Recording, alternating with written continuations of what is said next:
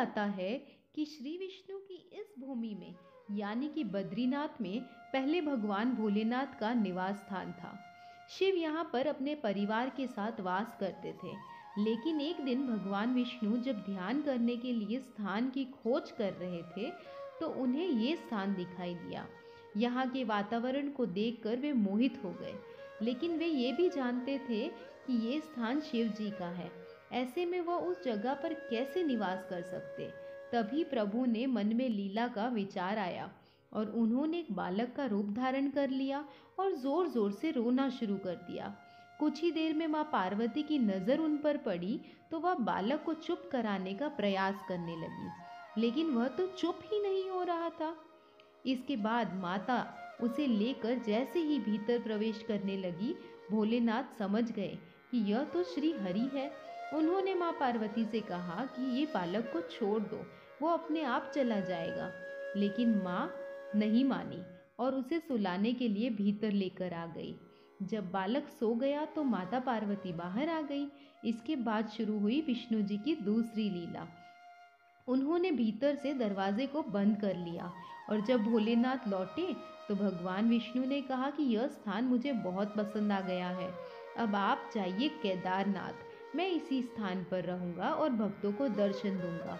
इस तरह शिव भूमि भगवान विष्णु का धाम बद्रीनाथ कहलाई और भोले केदारनाथ में निवास करने लगे।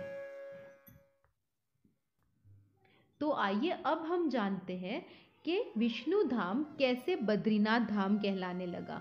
मान्यता ये है कि एक बार देवी लक्ष्मी श्री हरि से रूठकर अपने मायके चली गई। इसके बाद उन्हें मनाने के लिए भगवान विष्णु ने तप करना शुरू कर दिया। इसके बाद देवी लक्ष्मी की नाराजगी दूर हुई और वो भगवान को ढूंढते उसी स्थान पर पहुंची जहां भगवान तप कर रहे थे। उन्होंने देखा कि श्री विष्णु तो बेर के पेड़ पर बैठकर तपस्या कर रहे थे। इसीलिए माँ लक्ष्मी ने भगवान विष्णु को बद्रीनाथ का नाम दे दिया और तभी से विष्णु धाम बद्रीनाथ के नाम से जाना जाने लगा। बद्रीनाथ धाम अलकनंदा नदी के बाएं तट पर नर और नारायणाय नाम के दो पर्वत श्रृंखलाओं के बीच स्थित है। मंदिर में भगवान विष्णु के एक रूप में बद्री नारायण की पूजा होती है। यहाँ स्थापित उनकी मूर्ति शालिग्राम की है।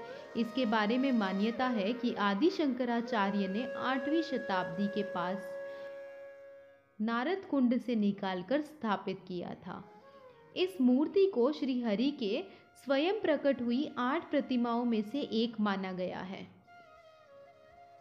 सर्दियों में चलते बद्रीनाथ धाम के कपाट बंद कर दिए जाते हैं और प्रत्येक वर्ष वसंत पंचमी के दिन राज पुरोहितों द्वारा मंदिर के कपाट खोलने का मुहूर्त निकाला जाता है। इसके बाद उसी तय तिथि और समय पर बद्रीनाथ धाम के कपाट खोले जाते हैं। इसके बाद अक्टूबर नवंबर तक भगवान श्री विष्णु के इस अलौकिक धाम की यात्रा चलती रहती है। दोस्तों, अगर आपको बद्रीनाथ के बारे में ये जानकारी पसंद आई हो तो प्लीज़ हमारे चैनल को सब्सक्राइब कीजिए और वीडियो को ज़्यादा से ज़्यादा शेयर कीजिए। Thank you. जय श्री कृष्ण। धन्यवाद।